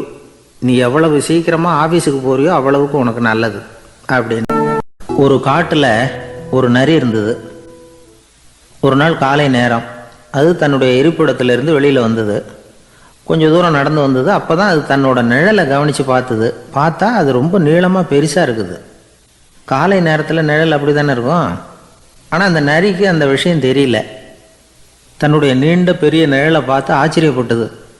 ஆஹா, நாம் இவ்வளவு பெருசாக இருக்கிறோம் அப்படின்னா என்னுடைய காலை சாப்பாட்டுக்கு ஒரு யானை இல்லைன்னா ஒரு ஒட்டகம் கிடைச்சாதான் சரியாக இருக்கும் போல இருக்கு அப்படின்னு முடிவு பண்ணிக்கிட்டுது. உடனே ஒரு யானை அல்லது ஒட்டகத்தை தேடி அலைஞ்சுது, எங்கே கிடைக்கும்னு. கிடைக்கவே இல்லை. மத்தியானம் 12 மணி ஆயிட்டுது. பசியோடு அலையுது. இப்போ தன்னோட நிழலை பார்த்தது. அது மத்தியான நிழல் எப்படி இருக்கும்? அது ரொம்பவும் குறுகி போய் தெரிஞ்சுது. உடனே அந்த நரி என்ன நினச்சிக்கிட்டு தான் தெரியுமா? காலை ஆகாரம் சாப்பிடாததுனால நம்ம உடம்பு இப்படி அழைச்சி போட்டுதே அப்படின்னு நினச்சிக்கிட்டு தான். கொஞ்ச நேரம் கழித்து மறுபடியும் தன்னுடைய நிழலை பார்க்குது. அது இன்னமும் குறுகி போய் காலடியிலேயே வந்துட்டுது. அதுக்கு பயமாக போயிடுது. ஐயையோ, இன்னும் கொஞ்சம் நேரத்தில் நாம் இறந்துருவோம் போல இருக்க, இப்போ என்ன செய்கிறது? இந்த சமயத்தில் ஒரு எறும்பு கிடைச்சா கூட போதும், அதை நம்ம காலை ஆகாரமாக நினச்சி சாப்பிட்டுள்ளாமே அப்படின்னு நினச்சி தான். நம்முடைய நிழல் கூட நம்மளை மாதிரியே தான் அடிக்கடி மாறிக்கிட்டே தான் இருக்குது. அது எப்பவும் ஒரே மாதிரி இருக்கிறது இல்லை. மனிதனுக்கு ஏற்படுகிற தன்முனைப்பு இருக்கு பாருங்க, ஈகோ, அது கூட ஒரு நிழல் மாதிரி தானா. அப்படி நினைக்க ஆரம்பிச்சுட்டா அதனால் ஏதும் பிரச்சனை வராதான். தன்முனைப்பை நிழல் போலவே ஏற்றுக்கொள்ளுங்கள் அப்படிங்கிறது பெரியவங்க கருத்து. ஒரு காரியத்தை வெற்றிகரமாக நல்ல விதமாக செஞ்சு முடிக்கிறோம்னு வச்சுக்கோங்க. அந்த சமயத்தில் ஒரு வித நுட்பமான தற்பெருமை நமக்குள்ளே உண்டாகுது. இது இயற்கையானது, அதனால் இது மேலே பற்று வைக்கக்கூடாது. அப்படி வைக்க ஆரம்பிச்சுட்டா அந்த தற்பெருமை ஒரு நிரந்தர விருந்தாளியாக நம்மக்கிட்ட தங்கிக்கும். நம்ம நிழல் எப்படின்னு பாருங்கள், நாம் நடக்கும் பொழுது நம்ம பின்னாடியே வரும். தன்முனைப்பையும் அப்படியே நினச்சிக்குங்க. நிழல் யாருக்கும் எந்த பிரச்சனையையும் உண்டாக்குறது இல்லை. ஆனால் அந்த நிழலை கண்டே நாம் பயப்பட ஆரம்பிச்சுட்டா நாம் எதுலேயும் வெற்றி காண முடியாது. நிழலோடு சண்டை போடக்கூடாது. அது மாதிரி தன்முனைப்போடவும் நாம் சண்டை போட வேண்டியதில்லை. இல்லாத ஒன்றோடு சண்டை போடுறது எப்படின்னா, அது இருட்டோட சண்டை போடுறது மாதிரி. நாம் நிழல் கிடையாது, நம்மக்கிட்ட இருக்கிற தன்முனைப்பு ஒரு நிழல். நம்ம நிழலையும் நமக்கு சமமாக பார்க்குறோம் பாருங்கள், அங்கே தான் சிக்கலே ஆரம்பம். இப்போது நாம் நடந்து போய்கிட்டு இருக்கிறோம். நம்ம நிழல் தரையில் விழுது. யாரோ ஒருத்தர் நம்ம நிழல் மேலே காலை வச்சு நடந்து போகிறார். உடனே அவர்கிட்ட சண்டைக்கா போகிறோம், ஏண்டா என் நிழலை மிதிச்ச அப்படின்னு. நமக்கு தெரியும் அது நிழல் தாங்கிறது. அவர் உங்கள் மேலே நடக்கலை, உங்களுடைய நிழல் மேலே தான் நடக்கிறார். அது மாதிரி உங்கள் தன்முனைப்பின் மேலே யாராவது நடந்தால் உங்களை அவமானப்படுத்துறதா நினைக்கிறீங்க. காரணம் நாமளும் நம்ம தன்முனைப்பும் ஒன்றுங்கிற நினைப்பு தான் காரணம். மற்றபடி வேற ஒன்றும் கிடையாது. நம்ம நிழல் மேலே நடக்கிறவர் நம்மளை காயப்படுத்துறதில்லை. தன்முனைப்பை வேண்டாத ஒன்றாவும் பார்க்க வேண்டியதில்லை. அது இயற்கை. நிழலை உங்கள் முன்னாடி வைக்க வேணாம், அது உங்கள் பின்னாடியே இருக்கட்டும். நிழலின் நிழலாகி விடாதீர்கள், நீங்கள் நீங்களாகவே இருங்கள். இதுதான் சான்றோர் சிந்தனை. நம்மளுடைய வாழ்க்கையில நம்ம தவிர்க்க முடியாத ஒரு விஷயம் என்ன அப்படின்னு பாத்தீங்கன்னா இழப்பு. இந்த இழப்பு நமக்கு துன்பத்தையும் தரும், இன்பத்தையும் தரும். அதேபடி துன்பத்தையும் தரும், இன்பத்தையும் தரும். துன்பத்தை மட்டும்தானே தரும் அப்படின்னு நம்ம எல்லாம் யோசிப்போம். இதத்தான் நம்மளுடைய ஐயா தென்கட்சி கோ சுவாமிநாதன் அவர்கள் ஒரு அழகான கதையின் மூலியமாக விளக்கியிருக்காரு. அந்த தகவலை தான் நான் இப்ப உங்க கூட பகிர்ந்து கொள்ள போறேன். ஒரு ஊர்ல ஒருத்தன் இருந்தான். ஒரு நாள் காலையில எழுந்திருச்சான். ஒரு 10 ரூபாய் எடுத்து சட்டப்பையில வச்சுக்கிட்டான். காய்கறி வாங்குறதுக்காக கடத்தெருவுக்கு புறப்பட்டு போறான். காய்கறி சந்தையும் அடைஞ்சாச்சு. கத்திரிக்காய் 1/4 கிலோ என்ன விலை அப்படின்னு கேட்டு ஒரு 1/4 கிலோ கொடுங்க அப்படின்னு வாங்கியாச்சு. காசு கொடுக்கறதுக்காக சட்டப்பையில கைய விட்டு பார்த்தா பணத்தை காணோம். 10 ரூபாய சட்டப்பையில எடுத்து வச்சு ஞாபகம் இருக்கே, எங்க போச்சு? ஒருவேளை வழியில எங்கேயாவது விழுந்திருக்குமோ, இல்ல யாராவது நம்ம கிட்ட இருந்து திருடிட்டாங்களா அப்படின்னு யோசிக்க ஆரம்பிச்சான். எப்படியோ 10 ரூபாய் அவன் இழந்துட்டான். கையில காசு இல்ல, அப்புறம் எப்படி கத்திரிக்காயை வாங்க முடியும்? அதனால கடைக்காரர்கிட்டயே அந்த கத்திரிக்காயை திருப்பி கொடுத்துட்டு கவலையோட வீட்டுக்கு திரும்பி வந்துட்டான். அந்த 10 ரூபாய் தொலைந்து போனதையே நினைச்சிட்டு இருந்தான். அவனுக்கு துக்கம் அதிகமாயிருச்சு, அழுகையே வந்துருச்சு. காய்கறிகள்லாம் வாங்கிட்டு வந்து நல்லா சந்தோஷமா சமைச்சு சாப்பிடலான்னு நினைச்சோம், அது முடியாம போச்சேன்ற கவலை அவனுக்கு. அவனால அதை மறக்கவே முடியல. இது நடந்து கொஞ்ச நாள் ஆச்சு. அதே மனுஷன் இன்னொரு நாள் அதே மாதிரி புறப்பட்டான் கடத்தெருவுக்கு. பணத்தை எடுத்து பையில வச்சுக்கிட்டான். காய்கறி சந்தைக்கு போனான். இப்போ வழியில ஒரு ஏழை பையனை பாக்குறான். பாக்குறதுக்கு அந்த பையன் ரொம்ப முகவாட்டமா இருந்தான். தம்பி எங்க போற அப்படின்னு விசாரிச்சான். ஐயா, நான் பள்ளிக்கூடத்துக்கு போயிட்டு இருக்கேன் அப்படின்னு அந்த பையனும் சொன்னான். அதுக்கு ஏன்பா இவ்வளவு கவலையோட போய்கிட்டு இருக்க அப்படின்னு இவர் விசாரிக்கிறாரு. ஐயா, நான் ரொம்ப ஏழை, வீட்டுல வசதி வாய்ப்பு இல்ல, பரீட்சைக்கு பணம் கட்டணும், இன்னைக்கு கடைசி நாள், என்ன செய்யறதுனே தெரியல ஐயா, அதுதான் எனக்கு ரொம்ப கவலையா இருக்கு அப்படின்னு அந்த பையன் சொல்றான். இவனும் யோசிச்சான். தன்கிட்ட இருந்த பணத்தை எடுத்து அந்த பையன் கிட்ட கொடுத்தான். இந்தா தம்பி, இதை வச்சுக்கோ, உடனே பணத்தை கட்டு, நல்லபடி பரீட்சை எழுது அப்படின்னு அந்த பையன் கிட்ட சொல்லிக்கிட்டு திரும்பி பார்க்காம வீட்டுக்கு வந்துட்டாரு. வெறுங்கையோட திரும்பி வந்ததும் வீட்டுல இருந்த மனைவி எங்கெங்க காய்கறி அப்படின்னு கேட்டாங்க. இவன் நடந்தது எல்லாத்தையும் சொன்னான். இப்ப வீட்டுல இருந்தவங்க அவர்கிட்ட ஒரு கேள்வி கேட்டாங்க. ஏங்க, இதே மாதிரிதான் முன்னாடி ஒரு தடவை காய்கறி வாங்க போய் வெறுங்கையோட திரும்பி வந்தீங்க, இப்பவும் வெறுங்கையோட தான் திரும்பி வந்திருக்கீங்க. ஆனா முன்னாடி வந்தப்போ ரொம்ப வருத்தமா இருந்தீங்க, உங்களுக்கு அழுகையே வந்துருச்சு, இப்ப உங்க முகத்துல வருத்தம் தெரியலையே அப்படின்னு கேக்குறாங்க. இப்ப அந்த மனுஷன் யோசிக்க ஆரம்பிச்சான். இந்த 2 நிகழ்வுக்கும் என்ன வித்தியாசம்? போன தடவையும் அவன் பணத்தை இழந்தான், இந்த தடவையும் அவன் பணத்தை இழந்திருக்கான். போன தடவை யாரோ தேடிக்கிட்டு போயிட்டாங்க, இந்த தடவை அவனாவே ஒரு பையன் பேர்ல இறக்கப்பட்டு எடுத்து கொடுத்துட்டான். அன்னைக்கு பணம் போயிட்டுதேன்னு வருத்தமா இருந்துச்சு, இன்னைக்கு பணம் போனாலும் மனசுக்கு மகிழ்ச்சியா இருக்கு, ரொம்ப நிறைவா இருக்கு. கொஞ்சம் யோசிச்சு பாருங்க. பணத்தை இழந்தது மகிழ்ச்சிக்கோ வருத்தத்திற்கோ காரணமா இருக்க முடியாது. அப்படின்னா வேற எது காரணம்? அன்னைக்கு பணத்தை இழந்துட்டேன்னு அழுதான், இன்னைக்கு பணத்தை இழந்தாலும் மகிழ்ச்சியா இருக்கிறான். ஆகவே மகிழ்ச்சிக்கும் துக்கத்துக்கும் இழப்பு காரணமா இருக்காது. இழப்பு பற்றிய நம்மளுடைய அறிவுதான் காரணம். எந்த பொருளுமே நமக்கு கவலையை உண்டு பண்றது இல்ல, அந்த பொருள் மீது நம்ம வச்சிருக்கிற பற்றுதான் கவலைய உண்டு பண்ணுது. பொருள்கள் நம்ம விட்டு விட்டா நம்ம அழுது கொண்டிருப்போம், இதே நாமே அந்த பொருளை விட்டுட்டோம்னா மகிழ்ச்சியா இருப்போம். இந்த உண்மையை புரிஞ்சுக்கிட்டு நம்மளுடைய வாழ்க்கைய நல்ல விதமா அமைச்சு கொள்ளணும். இப்படிதான் பாருங்க, ஒரு ஆள் அழுதுகிட்டு இருந்தான். ஏண்டா அழுகுற அப்படின்னு இன்னொருத்தர் கேக்குறாரு. இழக்கிறதுக்கு எதுவுமே இல்ல, அதனாலதான் அழறேன் அப்படின்னு அவன் பதில் சொல்றான். என்னடா சொல்ற அப்படின்னு இவரும் கேக்குறாரு. கிட்ட வாங்க சார் சொல்றேன் அப்படின்னு கூப்பிட்டு சொல்றாரு. இந்த மணி பர்ஸ வேற ஒருத்தன் பாக்கெட்ல இருந்து திருடுனேன், அப்புறம் தான் புரிஞ்சுது அவங்கிட்ட இழக்கிறதுக்கு எதுவுமே இல்லைங்கிறது. ஆமா சார், இங்க பாருங்க, இது காலி பர்சு, அதனாலதான் நான் அழுகுறேன் அப்படின்னா. ஒரு சிலர் எல்லாம் இருக்கிறாங்க, சத்தம் மட்டும்தான் இருக்கும், ஆனா செயல்ல எதுவுமே இருக்காது. இன்னும் சிலர் இருக்கிறாங்க, பாக்குறதுக்கே ரொம்ப அமைதியா இருப்பாங்க, ஆனா அவங்க எடுக்கிற எல்லா காரியத்திலுமே ஜெயிச்சுட்டு போய்கிட்டே இருப்பாங்க. இதுல அப்படி என்னதான் ரகசியம் இருக்கு அப்படின்னு நம்மளுடைய தென்கட்சி கோ சுவாமிநாதன் ஐயா அவர்கள் அழகான கதை மூலியமா விளக்கி இருக்காரு. அந்த தகவலை தான் நான் இப்ப உங்க கூட பகிர்ந்து கொள்ள போறேன். ஒரு ஊர்ல ஒரு ராஜா இருந்தாரு. அந்த ஊர்ல அடிக்கடி சேவல் சண்டை நடக்கிறது வழக்கமா இருந்துச்சு. ஊர்லயே நடக்கும்போது ராஜாவும் அமைதியாவா இருப்பாரு. அவரும் அரண்மனையில இதுக்குன்னு ஒரு ஆளை வேலைக்கு வச்சு ஒரு சேவலை வளர்த்துக்கிட்டு இருந்தாரு. கொஞ்ச நாள் ஆச்சு. மன்னர் அந்த ஆளை கூப்பிட்டாரு. என்னப்பா, நம்மளோட சேவல் தயாராயிருச்சா, சண்டைக்கு விடலாமா அப்படின்னு விசாரிச்சாரு. இல்ல மன்னா, இன்னும் அது தயாராகல, அது இன்னும் வளரவே இல்ல, சண்டை போடுறதுக்கான தகுதி இன்னும் அதுக்கு வரவே இல்ல அப்படின்னு சொல்றான். எதனாலப்பா அப்படி சொல்ற அப்படின்னு மன்னரும் கேட்டாரு. மன்னா, இந்த சேவலுக்கு கோபம் ரொம்ப கடுமையா இருக்கு மன்னா, அதனாலதான் இதுக்கு அந்த தகுதி இன்னும் வரலன்னு நான் சொல்றேன் அப்படின்னு அந்த ஆளு சொல்லவும் மன்னரும் சரி அப்படின்னு விட்டுட்டாரு. மறுபடியும் கொஞ்ச நாள் ஆச்சு. இப்ப எப்படி நிலைமை, சேவல் தயாரா இருக்கா அப்படின்னு கேக்குறாரு அந்த ஆள் கிட்ட நம்மளுடைய மன்னர். இன்னும் இல்ல ராஜா, மத்த சேவல் எங்கேயாவது கூவுற சத்தம் கேட்டா போதுமே, உடனே இது பரபரப்பாயிருது. பக்கத்துல ஒரு சேவலோட நிழல பார்த்தா கூட இது ரொம்ப பரபரப்பாயிருது அப்படின்னு அந்த ஆள் பதில் சொல்றான். சரி, இன்னும் கொஞ்ச நாள் ஆகட்டும் அப்படின்னு மன்னரும் விடுறாரு. கொஞ்ச நாள் ஆச்சு. இப்ப மறுபடியும் விசாரிக்கிறாரு. மன்னா, இன்னும் நம்ம சேவலுக்கு அந்த தகுதி வரல, போராட்ட உணர்வு அதுக்கு உள்ள மெதுவா தான் எரிய ஆரம்பிச்சிருக்கு, அப்படி இருக்க கூடாது, அது பத்தி எரிய வேணாமா அப்படின்னு கேக்குறான். சரின்னு ராஜாவும் விடுறாரு. இன்னும் கொஞ்ச நாள் ஆச்சு. இப்போ எப்படி அப்படின்னு மன்னர் கேட்கவும் இப்போ அந்த ஆள் சொல்றாரு. மன்னா, கிட்டத்தட்ட நம்மளோட சேவல் போருக்கு தயாராயிருச்சுன்னு நினைக்கிறேன். மன்னருக்கு ஆச்சரியம். இத்தனை நாள்ல இப்பதான் தயாராயிருக்கா? ஆமா, அது எப்படி சொல்ற அப்படின்னு மன்னரும் கேக்குறாரு ஆர்வமா. மன்னா, மத்த சேவலோட குரலை கேட்டா நம்மளுடைய சேவல் அசைறதே இல்ல, ஒரு பொம்மை மாதிரி ஆயிருது. அதுக்கு உள்ள ஒரு நுட்பமான விழிப்புணர்வு வந்துருச்சு, அதனாலதான் அது அமைதியா இருக்குது, மௌனமா இருக்குது. இனிமே அதுக்கு இணையான சேவலே கிடையாது இந்த உலகத்துல. வெற்றி பெறதுக்கு அது போராட வேண்டிய அவசியமே இல்ல. அத பார்த்த உடனே எதிரி சேவல் எல்லாம் பயந்துகிட்டு ஓடி போயிரும்னா பாத்துக்கோங்களேன் அப்படின்னு சொல்றாரு.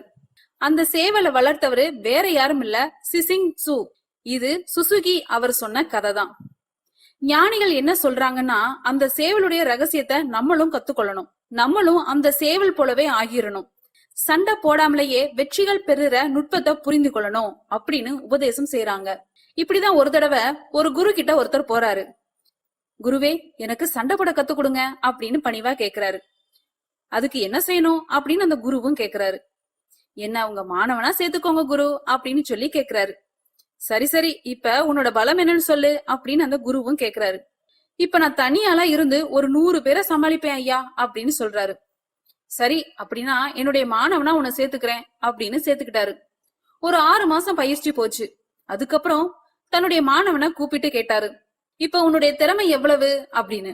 அதற்கு அந்த மாணவர் சொன்னாரு, குருவே, இப்ப நான் தனியாலா இருந்து ஒரு 50 பேரை சமாளிப்பேன் அப்படின்னு சொல்றான். சரி, உனக்கு இன்னும் பயிற்சி தேவை அப்படின்னு சொல்றாரு. தொடர்ந்து சில நுட்பங்களை எல்லாம் சொல்லி கொடுக்கிறாரு. இப்படியே ஒரு வருஷம் ஆச்சு. எல்லாத்தையும் கத்துக்கிட்டாரு அந்த மாணவர். கொஞ்ச நாள் கழிச்சு குரு தன்னுடைய சீடனை கூப்பிட்டு கேக்குறாரு, இப்போ உன்னுடைய திறமை எப்படி இருக்கு, எதிரிகள் எத்தனை பேரை உன்னால சமாளிக்க முடியும் அப்படின்னு கேக்குறாரு. அதற்கு அந்த சீடன் சொல்றான், ஐயா, எதிரிகளின் பலம் என்னங்கறத புரிஞ்சுக்காம அதை நான் எப்படி சொல்ல முடியும் அப்படின்னு பதில் சொல்றான். இதை கேட்டதுமே குரு சொல்றாரு, இனிமே உனக்கு பயிற்சி தேவையே இல்ல, நீ போய் வரலாம் அப்படின்னு வழி அனுப்பி வச்சிடறாரு. ஒரு உண்மைய நம்ம புரிஞ்சுக்கணும், அடிக்கிறதுக்கு நமக்கு துணிச்சல் தேவையில்லை, அடிக்காம இருக்கிறதுக்கு தான் நமக்கு துணிச்சல் தேவை. அடிச்சா திருப்பி அடிக்கிறவன் மன உறுதி உள்ளவன் சொல்ல முடியாது, அடிச்சா திருப்பி அடிக்காம இருக்கிறவன் தான் மன உறுதி உள்ளவன். இப்படிதான் ஒருத்தன் தலைதெறிக்க வேகமா ஓடிக்கிட்டு இருந்தான். எங்கடா ஓடுற அப்படின்னு எதிரே இருக்கிறவன் கேட்டான். ஒரு சண்டையை நிறுத்ததான் இப்படி ஓடுறேன் அப்படின்னு பதில் சொன்னான். யாருக்கும் சண்டை அப்படின்னு இவன் கேட்டதுக்கு, எனக்கும் இன்னொரு ஆளுக்கும் தான் அப்படின்னு சொல்லிட்டு தலைதெறிக்க ஓடுனான். நிறைகுடம் தழும்பாது அப்படின்ற இந்த கருத்தை தான் நம்மளுடைய ஐயா அவர்கள் இவ்வளவு அழகான கதைகள் மூலியமாக விளக்கி இருக்காரு. சங்கு சுட்டாலும் வெண்மை தரும் அப்படின்றது ஔவையார் அவர்களுடைய வாக்கு. ஒரு மனுஷன் தன்னுடைய வாழ்க்கையில எவ்வளவுதான் துன்பப்பட்டாலும் துயரப்பட்டாலும் அவனுடைய நற்பண்புகள் மென்மேலும் வளருமே தவிர ஒரு நாளும் அது அழிஞ்சு போகாது. இதே கருத்தை தான் நம்மளுடைய ஐயா தென்கட்சி கோ சுவாமிநாதன் அவர்கள் ஒரு அழகான கதையின் மூலமா விளக்கி இருக்காரு.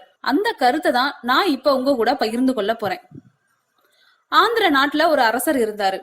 அந்த அரசர்கிட்ட ஒரு அமைச்சர் இருந்தாரு. அந்த அமைச்சர் பேரு ராயன பாஸ்கர். அவர் ஒரு பெரிய அறிவாளி, அது மட்டும் இல்ல மிகச் சிறந்த கொடையாளியும் கூட. யார் வந்து எது கேட்டாலும் இல்லைன்னே சொல்ல மாட்டாராம். அதன் காரணமாவே அவர்கிட்ட இருந்த செல்வம் நாளுக்கு நாள் குறைஞ்சுகிட்டே வந்துருச்சு. கடைசியில குடும்பத்துக்குன்னு எதுவும் வைக்காமலேயே அவர் போய் சேர்ந்துட்டாரு. அவருடைய மகனும் இறந்துட்டாரு. அந்த குடும்பத்துல மிஞ்சி இருந்தது அவருடைய மருமகள் மற்றும் அவருடைய ஒரே ஒரு பேரன், அவ்வளவுதான். அவங்களுக்குன்னு இருந்த ஒரே ஒரு சொத்து பழுதடைஞ்ச ஒரு வீடு மட்டும்தான். அந்த அம்மா மத்த வீடுகள்ல வேலை செஞ்சு தன்னுடைய பிள்ளைய படிக்க வச்சாங்க. அந்த பிள்ளை ஒரு பெரிய வள்ளலுடைய பேரன் அப்படின்றது அந்த பள்ளியுடைய ஆசிரியர்களுக்கும் தெரியும்.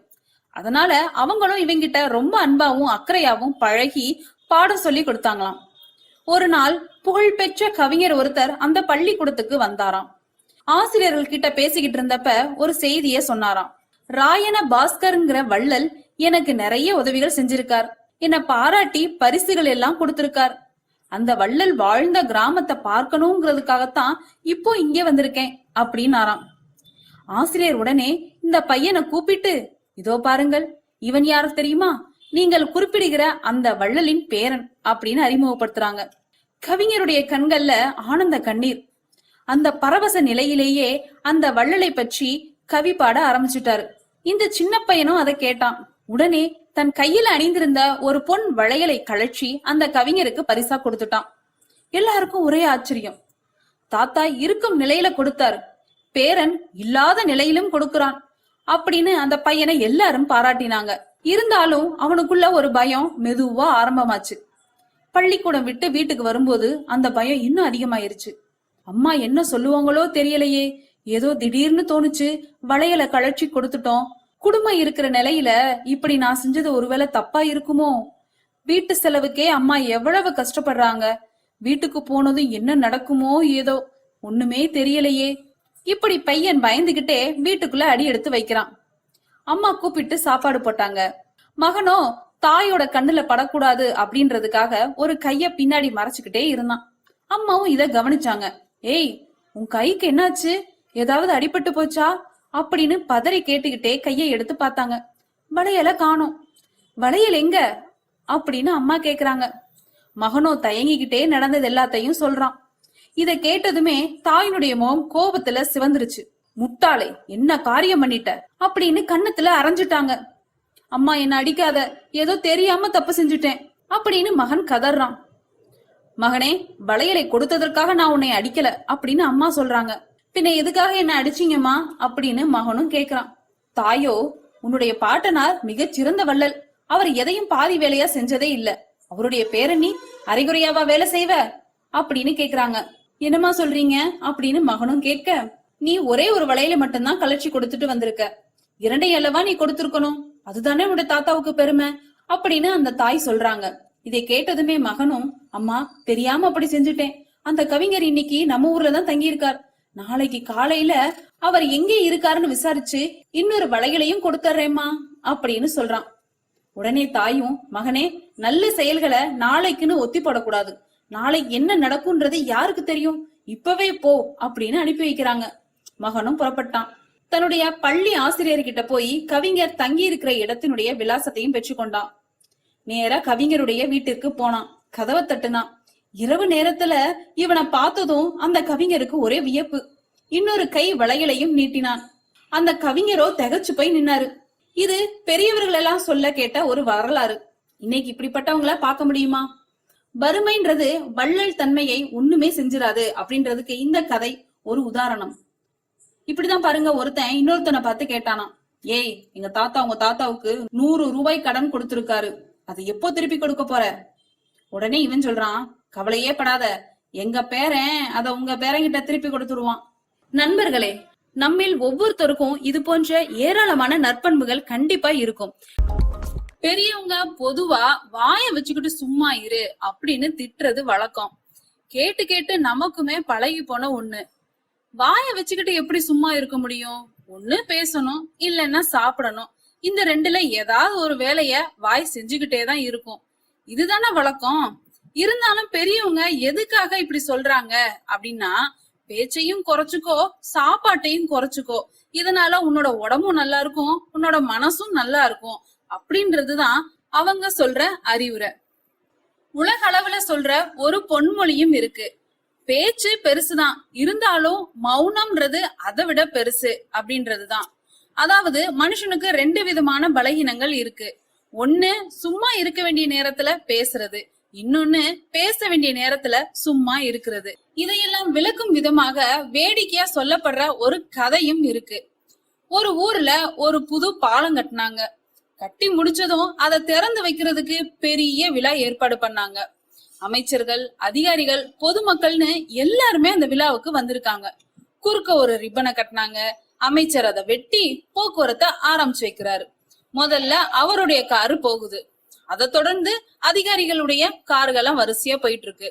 அப்புறம் பொதுமக்களுடைய வாகனங்களும் போகுது. இப்படி போக்குவரத்து அந்த பாலத்துல கோலாகலமா ஆரம்பிச்சாச்சு. அந்த விழாவுல ஒரு பரிசு திட்டத்தையும் அறிவிக்கிறாங்க. அது என்னப்பா பரிசு திட்டம் அப்படின்னு பார்த்தா, அதாவது அன்னைக்கு அந்த பாலத்துல 100ஆவதா வர்ற வாகனத்துக்கு 10,000 ரூபாய் பண முடிப்பு அப்படின்னு சொல்லி பரிசு அறிவிக்கிறாங்க. யார் 100ஆவதா வர்றாங்க அப்படின்றத பாக்குறதுக்காக போக்குவரத்து துறை அதிகாரிகளும் காவல்துறை அதிகாரிகளும் நிக்கிறாங்க. ஒவ்வொரு காரா எண்ணிக்கிட்டே வர்றாங்க. அதோ அந்த 100ஆவது காரும் வந்துருச்சு. அதை தடுத்து நிறுத்துறாங்க. கார் ஓட்டிக்கிட்டு வந்தவரை கீழே இறங்க சொல்லி அவருக்கு 10,000 ரூபாய் பரிசையும் கொடுக்கறாங்க. எல்லாருமே கைத்தட்டுறாங்க. அதுக்கப்புறமா ஒரு அதிகாரி அந்த ஓட்டுநர்கிட்ட பேசுறாரு. இந்த பணத்தை வச்சுட்டு நீங்க என்ன பண்ண போறீங்க அப்படின்னு. அதுக்கு அந்த ஆள் சொன்னாரு, முதல்ல ஒரு டிரைவிங் லைசன்ஸ் வாங்கணும். அதிகாரிக்கு ஒரே அதிர்ச்சி. அப்படின்னா இந்த ஆளு லைசன்ஸ் இல்லாமலையா காரை ஓட்டிட்டு வந்தான் அப்படின்னு கேக்குறாரு. உடனே காருக்குள்ள உட்கார்ந்து இருந்த அவருடைய மனைவி நிலைமைய புரிஞ்சுக்கிட்டாங்க. ஏதோ பிரச்சனை, நம்மளுடைய கணவரை காப்பாத்தியாகணுமே அப்படின்னு அவங்க வாயை திறக்கிறாங்க. ஐயா, அவர் சொல்றத நம்பாதீங்க. அவர் குடிபோதையில இருக்கும்போது இப்படிதான் ஏதாவது உளறிக்கிட்டே இருப்பாரு. நீங்க அதெல்லாம் மனசுல வச்சுக்காதீங்க அப்படின்னு சொல்றாங்க. அதிகாரிக்கு மேலும் வந்துருச்சு. என்னது, இவன் குடிச்சுக்கிட்டு வேற வண்டி ஓட்டிட்டு வரானா? காருக்குள்ள இருந்த ஓட்டுநருடைய அப்பா இத கவனிக்கிறாரு. அவருக்கு காது சரியா கேட்காது. ஆனா ஏதோ சிக்கல்ன்றத மட்டும் புரிஞ்சுக்கிட்டாரு. மெதுவா முணங்க ஆரம்பிச்சாரு. இதுக்குதான் அப்பவே சொன்னேன், ரோட்ல நிறுத்தி இருக்கிற காரெல்லாம் திருடாதேடா அப்படின்னு. அப்போ கேட்கல, இப்ப நல்லா மாட்டிக்கிட்டு முழிக்கிறான் அப்படின்னு. இத கேட்ட அதிகாரிக்கு மேலும் ஒரு அதிர்ச்சி. ஓ, இது திருட்டுக்கார வேறையா? வாய வச்சுக்கிட்டு சும்மா இருக்க தெரியாதனால இவங்க வம்புல மாட்டிக்கிட்டாங்க. ஆனாலும் இந்த பழமொழி இவங்களுக்காக சொல்லப்பட்டது இல்ல, நல்ல மனுஷங்களுக்காக சொல்லப்பட்டது. பேச வேண்டிய நேரத்துல பேசணும், சும்மா இருக்க வேண்டிய நேரத்துல சும்மா இருக்கணும். இதுதான் நாம புரிந்து கொள்ள வேண்டிய ஒரு முக்கியமான கருத்து. என்னுடைய நண்பர் ஒருத்தர், அவருக்கு ஜாதகத்துல நம்பிக்கை உண்டு. அவரே ஜோசியம்லாம் பார்ப்பார். என்ன சார் இந்த காலத்துல இதையெல்லாம் நம்பிக்கிட்டு இருக்கீங்களே அப்படின்னு கேட்டா, உங்களுக்கு ஒன்றும் தெரியாது சார். இந்த உலகத்துல ஒவ்வொருத்தரும் அவங்கவங்க செய்யற நல்லது கெட்டதுக்கு தகுந்த பலனை அனுபவிச்சே தீரணும் பார். அது மட்டும் இல்ல, ஒருத்தர் செத்துட்டா கூட அவன் செஞ்ச பாவ புண்ணியங்கள் கூடவே போய்கிட்டு இருக்கும் பார். அது எப்படி கூட போவோம் அப்படின்னு குதர்க்கமா கேட்டா, அதுக்கு அவர் ஒரு கதை சொன்னார். அது ரொம்ப சுவாரஸ்யமா இருந்தது. அது என்ன கதைன்னா, ஒரு ஊர்ல ஒருத்தர் இருந்தாராம். அவர் ஜோசியம் பார்க்கறதுல ரொம்ப கெட்டிக்காரரான். ஒருத்தருடைய தலைமுடியை மட்டும் அவர்கிட்ட காட்டினா போதும், அதை மட்டும் பார்த்துட்டு அவருடைய ஜாதகத்தையே அலசி போடுவாராம். அப்பேற்பட்ட திறமை. அந்த ஆள் ஒரு சமயம் கன்னியாகுமரி கடற்கரைக்கு போயிருந்திருக்கார். அங்கே கரை ஓரமாக ஒரு மண்டை ஓடு கிடந்திருக்கு. அதை எடுத்து பார்த்துருக்கார். அந்த மண்டை ஓட்டை வச்சுக்கிட்டு அதோட ஜாதகத்தை அலசியிருக்கார். இந்த மண்டை ஓட்டுக்கு உரிய ஆசாமி வாழ்க்கையில் ரொம்ப கஷ்டப்பட்டிருக்கணும், நிறைய கஷ்டத்தை அனுபவிச்சிருக்கணும். அது தாங்க முடியாமல் தான் கடலில் விழுந்து தற்கொலை பண்ணிட்டு இருக்கான் அப்படிங்கிறத அவர் கணிச்சுட்டார். இருந்தாலும் இந்த மண்டை ஓடு இன்னமும் அனுபவிக்க வேண்டியது பாக்கி இருக்கு அப்படிங்கிறத அவர் உணர்ந்தாராம். அது சரி, ஒருத்தன் உயிரோடு இருக்கிற வரைக்கும் நல்லது கெட்டதை அனுபவிக்க முடியும். செத்ததுக்கு அப்புறமும் பாக்கி இருக்குன்னா அதை எப்படி அனுபவிக்கிறது? இந்த மண்டை ஓட்டுக்கு இன்னும் கொஞ்சம் பாக்கி இருக்குங்கிறது அவருக்கு புரிஞ்சதே தவிர அதோட அர்த்தம் என்னங்கிறது சரியா விளங்கலை. சரி, இதை இன்னும் கொஞ்சம் விவரமா ஆராய்ச்சி பண்ணுவோம் அப்படின்னு நினைச்சுக்கிட்டு அதை தன்னுடைய வீட்டுக்கு எடுத்துட்டு போயிட்டார். அந்த மண்டை ஓட்டை ஒரு பெட்டியில வச்சு பூட்டினார். தன்னுடைய தனி அறையில் அதை பத்திரமா வச்சுக்கிட்டார்.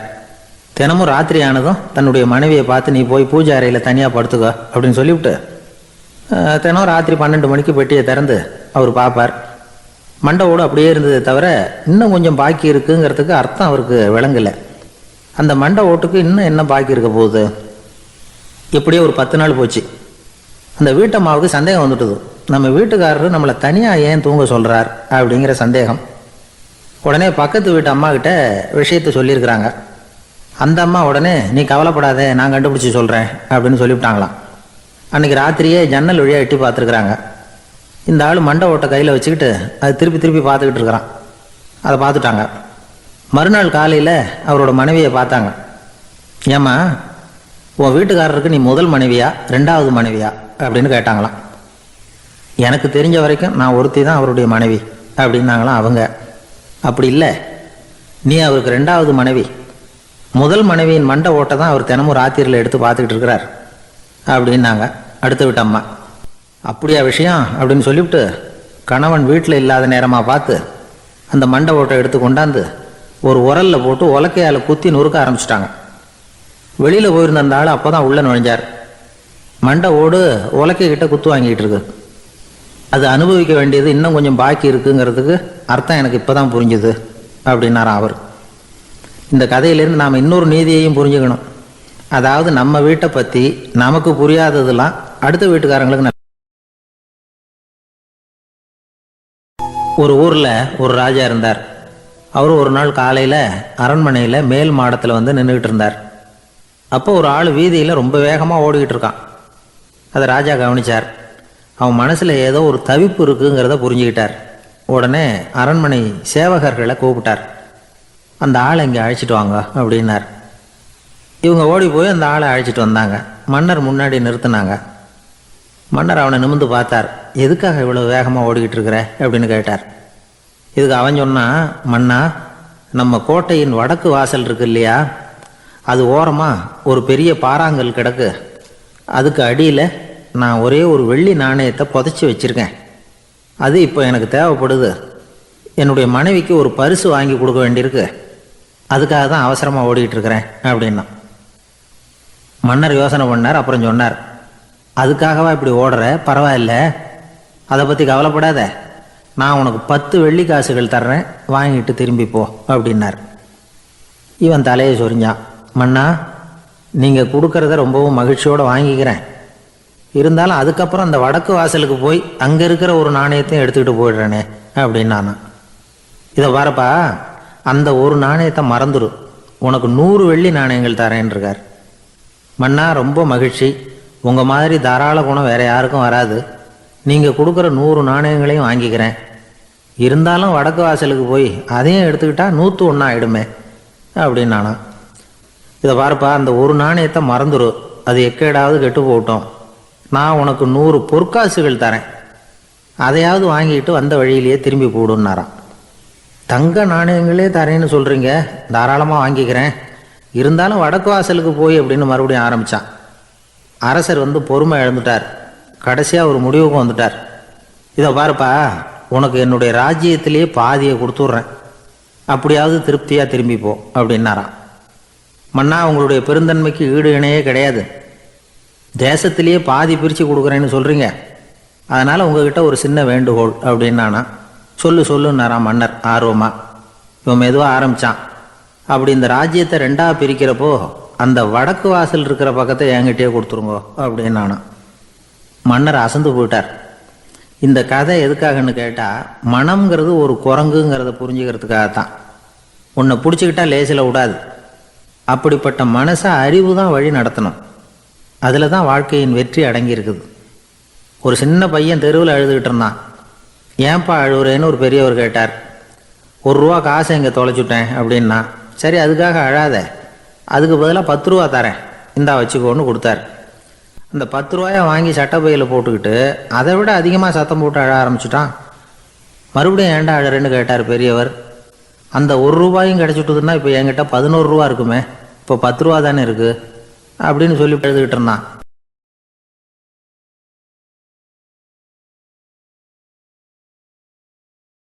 ஒரு ஊரில் ஒரு ஆள் இருந்தான். நிறைய பணம் சேர்த்தான். அவனுக்கு சம்பாதிக்க தெரியுமே தவிர செலவு பண்ண தெரியாது. மகா கஞ்சன். காசை கையில் எடுக்கவே மாட்டான். எடுத்தால் செலவு செய்ய வேண்டியிருக்குமே.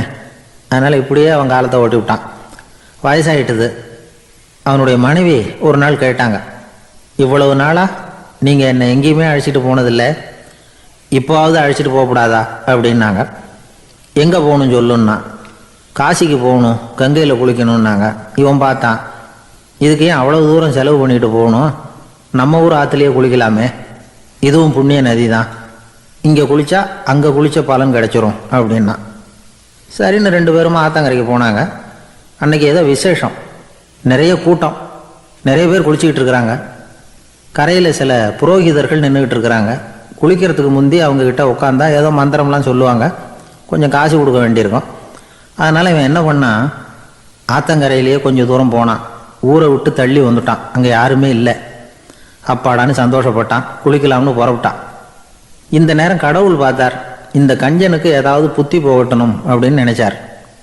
உடனே ஒரு புரோகிதர் மாதிரி உருவத்தை மாற்றிக்கிட்டு அந்த ஆள் முன்னாடி வந்து நின்னார். அவனுக்கு அதிர்ச்சி. இங்கே யாருமே இருக்க மாட்டாங்கன்னு நினச்சா இங்கேயுமே ஒரு ஆள் வந்துட்டார, என்ன பண்ணுறதுன்னு யோசனை பண்ணான். புரோகிதர் உருவத்தில் இருந்த கடவுள் சொன்னார், இதை பாருங்க, இன்னைக்கு விசேஷ நாள், நீராடுறதுக்கு முன்னாடி சுயகல்பம் பண்ணிக்கிறது ரொம்ப நல்லது அப்படின்னார். என்கிட்ட பணம் எதுவும் இல்லையேன்னா, பரவாயில்ல அப்புறமா கொடுங்க வாங்கிக்கிறேன், ஆனால் ஒன்று, எவ்வளவு கொடுப்பீங்கிறத மட்டும் இப்போவே சொல்லிவிடுங்க அப்படின்னார். இவன் ரொம்ப யோசனை பண்ணான். ஒரு 10 பைசா தரேன் அப்படின்னா. சரின்னு ஒத்துக்கிட்டு எல்லா கிரியைகளையும் அவர் செஞ்சார். அதுக்கப்புறம் கணவனும் மனைவியும் ஆற்றுல குளித்தாங்க. அவர் போயிட்டார். கொஞ்ச நாள் கழித்து அவன் வீட்டுக்கு வந்தார் கடனை வசூல் பண்ணுறதுக்கு. வாசலில் நின்றுக்கிட்டு இருந்த அவன் மனைவி இவரை பார்த்ததும் தயங்க ஆரம்பித்தாங்க. அந்த அம்மா கிட்ட விஷயத்தை சொன்னார். அந்த அம்மா ஓடி போய் உள்ளே இருக்கிற தன்னுடைய கணவர்கிட்ட சொன்னாங்க. அவன் யோசனை பண்ணான், இப்போ வெளியில் போனால் அவனுக்கு 10 காசு கொடுக்க வேண்டியிருக்கும், அதனால் எனக்கு காய்ச்சல்னு அந்த ஆளுகிட்ட சொல்லிவிடு, இன்னொரு சந்தர்ப்பத்தில் என்னை வந்து பார்க்க சொல்லு அப்படின்னா. அந்த அம்மா போய் சொன்னாங்க. அப்படிங்களா, அப்படின்னா அவரை நான் உடனே போய் பார்க்கணுமே அப்படின்னு உள்ளே நுழைய ஆரம்பித்தார். அவங்க மறுபடியும் இருங்க அதை வரேன்னு சொல்லிவிட்டு உள்ள ஓடி விஷயத்தை சொன்னாங்க. இது எதுடா வம்பா போச்சு அப்படின்னு பார்த்தான். மனைவியை கிட்டத்தில் கூப்பிட்டான். இதோ பாரு, ஜன்னி கண்டு நான் இறந்து போயிட்டதா சொல்லிவிடு அப்படின்னா சொன்னாங்க. புரோகிதர் பார்த்தார். அப்படின்னா ஒரு வழியாக இருந்து அவருடைய இறுதி சடங்குகளையும் நானே முடிச்சுட்டு போயிடுறேன் அப்படின்னார். உள்ளே இருந்தவன் யோசனை பண்ணான், அந்த ஆள் என்னை விடமாட்டான் போல இருக்கு, அதனால் ஒரு சவப்பெட்டியில் என்னை வச்சு தூக்கிக்கிட்டு மயானத்துக்கு போங்க பார்த்துக்கலாம் அப்படின்னா. புரோகிதரும் விடுற மாதிரி இல்லை, கூடவே நடந்து போயிட்டு இருக்கிறார். அங்கே இறக்கி சடங்குகளை முடிச்சுட்டு தீ வைக்கிற நேரம் பொட்டிக்குள்ளே இருந்த நம்ம ஆளை அலறி அடிச்சுட்டு வெளியில் ஓடி வந்தான். புரோகிதர் உருவத்தில் இருந்த கடவுள் சிரித்தார். தன்னுடைய சுய உருவத்தை காட்டினார். அதுக்கப்புறம் அவனை கூப்பிட்டு, இதை பார்ப்பா, ஏன் இப்படி அல்லாடுற, ஏதாவது வரம் வேணும்னா கேள்வித்தரேன் அப்படின்னார். அவன் யோசனை பண்ணான். பகவானே, ஒரே ஒரு வரம் தான் உங்ககிட்ட கேட்கணும்னா. என்ன வேணும் கேளுன்னார். அந்த 10 பைசா தட்சணையை தள்ளுபடி பண்ணால் போதும் அப்படின்னா. கடவுளும் சரின்னு சொல்லிட்டு போயிட்டார். இப்படி ஒரு கதையை சுவாமி சிவானந்தர் சொல்லியிருக்கிறார். செல்வந்தர்கள் பல பேர் இப்படித்தான் இருக்கிறாங்க. தாங்களும் அனுபவிக்க மாட்டாங்க, அடுத்தவங்களுக்கும் கொடுக்க மாட்டாங்க. இது மாதிரியான கஞ்சர்களுக்கு இந்த உலகம் இல்லை அந்த உலகம் இல்லைங்கிறார் அவர். இந்த கதையில் கடவுள் கடன் வசூலுக்கு வந்தது மாதிரி நம்ம ஊர் ஆள் ஒருத்தன் இன்னொருத்தர்கிட்ட 10 பைசா கடன் கொடுத்துட்டான். திருப்பி வாங்கறதுக்கு நடையா நடக்கிறான். கடைசியாக கேட்டான், நீ எப்போ தான் கடனை திருப்பி தரப்போற, அதை முடிவாக சொல்லுன்னா. வர்ற வியாழக்கிழமை கண்டிப்பாக கொடுத்துருவேன் அப்படின்னானா அவன். அன்னைக்கு நான் ஊரில் இருக்க மாட்டேனே அப்படின்னானா இவன். அதனால் என்ன, நானும் தான் அன்னைக்கு ஊரில் இருக்க மாட்டேன்.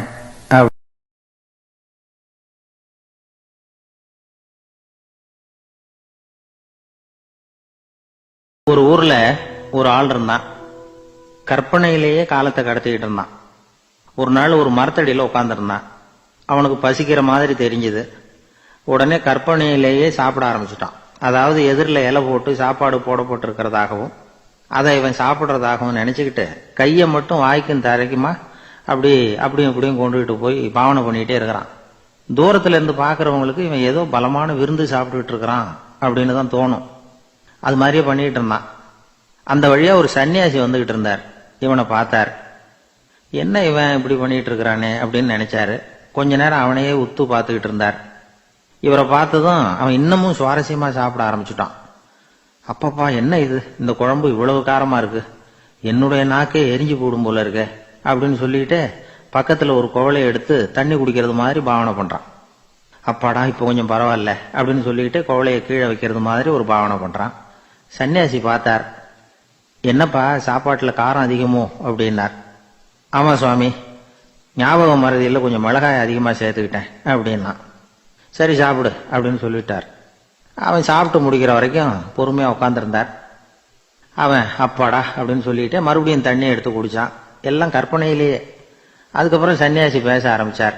இதை பாருப்பா, உன்னுடைய கற்பனையை நான் மெச்சுறேன். இருந்தாலும் உன் சாப்பாட்டில் ஒரு இனிப்பையும் வச்சிருக்கலாமே, ஏன் மிளகாயை அளவுக்கு அதிகமாக போட்டுட்டு அவஸ்தைப்படுற அப்படின்னார். அவன் யோசிக்க ஆரம்பிச்சான். அதுக்கப்புறம் இவர் சொன்னார், இதை பாருப்பா, இனிமேல உன்னுடைய கற்பனையும் உயர்ந்ததாக இருக்கட்டும் அப்படின்னு உபதேசம் பண்ணிவிட்டு போனார். எப்பவும் உயர்வை பத்தியே சிந்திக்கணும், உயர்வு கிடைக்கலன்னா கூட அப்படி சிந்திக்கிறத நிறுத்தப்படாது அப்படிங்கிறார் திருவள்ளுவர். உள்ளுவது எல்லாம் உயர் உள்ளல், மற்ற அது தள்ளினும் தள்ளாமை நேர்த்து. ஊக்கம் இல்லாம உலகத்துல வாழ்ந்து பிரயோஜனம் இல்லை. அதனால உயர்வாவே சிந்திக்கணும். அது நம்மளை ஊக்கப்படுத்தும். இது பெரியோர் வாக்கு. இந்த உலகத்துல கற்பனையிலேயே வாழ்கிற சில கஞ்சர்களும் உண்டு. அதாவது 2 கஞ்சர்கள் 2 பேரும் பக்கத்து பக்கத்து ஊர்ல இருந்தாங்க. பொங்கல் சமயம் ஒரு கஞ்சன் தன்னுடைய மகனை கூப்பிட்டான். இதோ பாருப்பா, பக்கத்து ஊர்ல என்னுடைய நண்பன் ஒருத்தன் இருக்கிறான், அவனுக்கு பொங்கல் பரிசு ஏதாவது கொடுக்கணும், நான் ஒரு 4 ஆட்டுக்குட்டியை தரேன், நீ கொண்டுகிட்டு போய் கொடுத்துட்டு வந்துடுறியா அப்படின்னு கேட்டான். சரி, நான் புள்ள ஒரு பைய கையில் எடுத்துக்கோன்னா அவன் எடுத்துக்கிட்டான். இந்த ஆட்டுக்குட்டி பிடிச்சிக்கோ அப்படின்னு சொல்லி ஒவ்வொன்னா போடுறேன் பார் அப்படின்னு சொல்லிட்டு 1 2 3 4 அப்படின்னு எண்ணிக்கிட்டே வெறும் சைகையாலேயே ஆட்டுக்குட்டியை பிடிச்சி போடுறது மாதிரி பாவனை பண்ணிட்டு இருக்கிறான். அவன் பிள்ளையும் அது ரொம்ப அக்கறையா வாங்கிக்கிறது மாதிரி வாங்கிக்கிட்டு அந்த பைய தூக்கிக்கிட்டு அடுத்த ஊருக்கு போறான். இவன் அங்க போய் சேர்ந்த நேரத்துல அந்த கஞ்சன் ஊர்ல இல்ல, எங்கேயோ வெளியில போயிருக்கிறான். அவனோட புள்ள மட்டும்தான் வீட்டுல இருந்தான். இவன் அவன்கிட்ட, இதை பாரு, எங்க அப்பா உங்க அப்பாவுக்கு ஆட்டுக்குட்டி கொடுத்து அனுப்பியிருக்கிறாரு, பிடிச்சிக்கோ அப்படின்னு சொல்லி பாவனையிலேயே ஒவ்வொன்னா எடுத்து அவன்கிட்ட கொடுத்துட்டான். அவனும் வாங்கிட்டான் வாங்குறது மாதிரி. அப்புறம் சொன்னான், சரிப்பா, நானும் பதிலுக்கு ஏதாவது ஒன்னுகிட்ட கொடுக்கணும் இல்லையா, அதனால அந்த பைய புடி, ஒரு 10 எலுமிச்சம்பழம் தரேன், பதிலுக்கு அதை நீ எடுத்துட்டு போ அப்படின்னு சொல்லி கையாலேயே ஒவ்வொன்னா எடுத்து போடுறது மாதிரி பாவனை பண்ணிவிட்டான். அவனும் ரொம்ப நன்றி அப்படின்னு சொல்லிவிட்டு அதை வாங்கிட்டு போயிட்டான். கொஞ்ச நேரம் கழிச்சு வெளியில போயிருந்த அப்பங்காரன் திரும்பி வந்தான். உள்ள சொன்னான், அப்பா, உன்னோட நண்பர் அவருடைய மகன் மூலமா உனக்கு 6 ஆட்டுக்குட்டி கொடுத்து அனுப்பியிருந்தார், நானும் பதிலுக்கு ஒரு 10 எலுமிச்சம்பழம் கொடுத்து அனுப்பியிருக்கிறேன் அப்படின்னா. எப்படிடா கொடுத்தேன்னு கேட்டார் அப்பா. இப்படிதான் கொடுத்தேன்னு சொல்லி சைகையிலேயே காட்டினான். இதை பார்த்ததும் அப்பங்காரனுக்கு பயங்கரமா கோவம் வந்துட்டுது. பலார்னு அரைஞ்சுட்டான் பையனு. ஏன்பா அரைஞ்ச? 10 எலுமிச்சம்பழம் கொடுத்துட்டேனே அப்படிங்கிறதுக்காகவா அப்படின்னு கேட்டான். அது கூட பரவாயில்ல, நீ காட்டுற சைகையை பார்த்தா ஆரஞ்சு பழம் சைஸுக்கு இருக்குதே, அவ்வளவு பெருசா ஏன் கொடுத்த? அதுதான் எனக்கு கோபம் அப்படின்னா.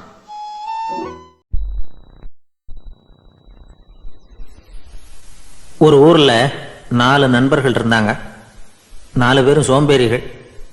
4 பேருக்கும் எந்த வேலையும் செய்யறதுக்கு உடம்பு வளையறதில்லை. இருந்தாலும் சோம்பேறித்தனத்துல ஒருத்தருக்கு ஒருத்தர் கொஞ்சம் வித்தியாசம் உண்டு. அதுக்கு தகுந்த மாதிரி அவங்களுக்கு பேர் அமைஞ்சு போச்சு. ஒருத்தன் கால் சோம்பேறி, இன்னொருத்தன் அரை சோம்பேறி, அடுத்தவன் முக்கால் சோம்பேறி, கடைசி ஆளு முழு சோம்பேறி.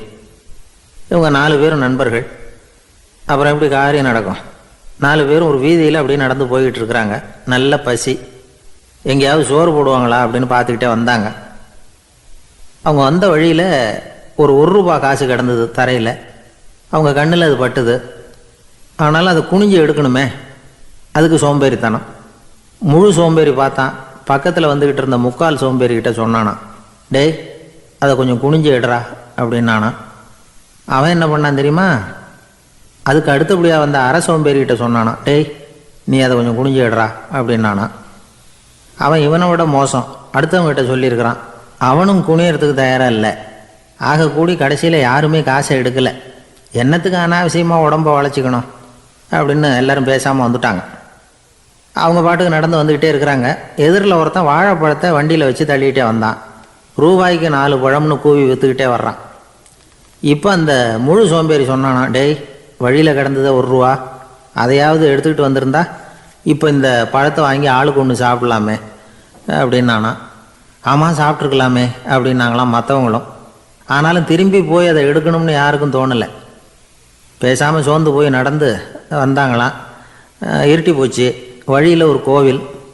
சரி, இங்கேயே படுத்து தூங்குவோம் அப்படின்னா ஒருத்தன். அதுதான் சரின்னாங்க மற்றவங்களும். அப்படியே மண்டபத்தில் படுத்துட்டாங்க. கோவில் அர்ச்சகர் வேலையெல்லாம் முடிச்சுவிட்டு வெளியில் வந்திருக்காரு. இவங்கள பார்த்தாராம். ஏன் இப்படி சோர்ந்து போய் கிடக்குறீங்க அப்படின்னு விசாரிச்சிருக்கார். 2 நாளாச்சுங்க நாங்கள் சாப்பிட்டு அப்படின்னாங்களாம். அவர் உடனே ஐயோ பாவம் அப்படின்னு சொல்லி பானை, விறகு, அரிசி, தண்ணி எல்லாம் கொடுத்து நீங்களே சமையல் பண்ணி சாப்பிட்டுக்குங்க அப்படின்னு சொல்லிவிட்டு போயிட்டார்.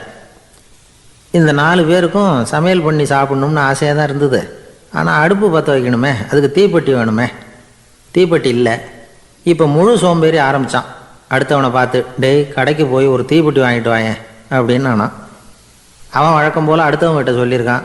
அவன் அதுக்கு அடுத்தவங்ககிட்ட சொல்லியிருக்கிறான். கடைசியாக கால் சோம்பேறிக்கிட்ட வந்து சேர்ந்தது. அவனும் அது நம்மால் முடியாது அப்படின்னு பேசாமல் இருந்துட்டான். இப்போ தீப்பெட்டி வேணுமே, அதுக்கு என்ன பண்ணுறது? அவங்களுக்குள்ளே பேசி ஒரு முடிவுக்கு வந்தாங்களாம். அதாவது யார் முதல்ல வாயை திறந்து பேசுகிறாங்களோ அவங்க தான் தீப்பெட்டி வாங்கிறதுக்கு போகணும் அப்படின்னு. அவ்வளவுதான். உடனே 4 பேரும் வாயை கெட்டியாக மூடிக்கிட்டு படுத்துக்கிட்டாங்க. அவங்க சமையல் பண்ணி சாப்பிட்டாங்களா என்ன அப்படிங்கிறது அர்ச்சகருக்கு தெரியல. சரி பார்த்துட்டு வரலாமேன்னு வந்தார். வந்து பார்க்குறாரு, இவங்க 4 பேரும் அசையாமல் படுத்து கிடக்குறாங்க. அர்ச்சகர் பயந்துட்டார். ஒருவேளை பசி தாங்காமல் செத்து போட்டாங்களோ அப்படிங்கிற பயம், அல்லது நாம் கொடுத்த உணவுப் பொருளில் ஏதாவது விஷம் கலந்துருக்குமோ அப்படின்னும் பயந்தார். அப்படின்னா நம்ம மேலே பழி வந்துருமே அப்படின்னு நினச்சி நடுங்க ஆரம்பிச்சிட்டார். அப்புறம் அவரும் ஒரு முடிவுக்கு வந்தாராம். கோவிலுக்கு பக்கத்துலேயே ஒரு பெரிய குழி இருந்தது. அதில் ஒவ்வொருத்தரையாக இழுத்துக்கிட்டு போய் போட்டார். கொஞ்சம் மண்ணை தள்ளினார். காலால் மிதித்தார். அவர் மிதித்த மிதி ஒருத்தன் அடி வயத்தில் போட்டுவிட்டுது. அவன் உடனே வலி தாங்காமல் ஐயோ அம்மான்னு அலறினான். உடனே நடந்தது என்ன தெரியுமா? மற்ற 3 பேரும் துள்ளி எழுந்திரிச்சாங்களாம். அவனை பார்த்து நீ தாண்டா தீப்பெட்டி வாங்க போகணும், நீ தாண்டா வாங்க போகணும், நீ தான் சத்தம் போட்ட அப்படின்னு சொல்லி ஆரம்பிச்சுட்டாங்களாம். அர்ச்சகர் பார்த்தார். இது பேய் மாதிரி தெரியுதுன்னு நினச்சிக்கிட்டு ஒரே ஓட்டமாக ஓடி போட்டாராம். கிராமப்புறங்களில் இப்படி ஒரு கதையை சொல்கிறது உண்டு. சோம்பல்ங்கிறது நம்ம முன்னேற்றத்துக்கு பெரிய தடை அப்படிங்கிறத நாம் புரிஞ்சுக்கணும். அதுதான் இந்த கதை சொல்கிற நீதி. ஒரு பள்ளிக்கூடத்தில் ஒரு புதுமையான போட்டி நடந்துதான். அதாவது சோம்பேறித்தனத்துக்கு பரிசு. அதில் 2வது பரிசு யாருக்குன்னு அறிவித்தாங்க. ஒரு பையன் எழுந்திரிச்சு மெதுவாக நடந்து போய் பரிசை வாங்கிட்டான். அடுத்தது முதல் பரிசு யாருக்கு அப்படின்னு அறிவிச்சாங்களாம். அவன் கடைசி வரிசையிலேருந்து கத்தனானான், ஐயா அதையும் அந்த பையன் மூலமாகவே கொடுத்து அனுப்பி வச்சுருங்க, இங்கே வந்தது நான் வாங்கிக்கிறேன்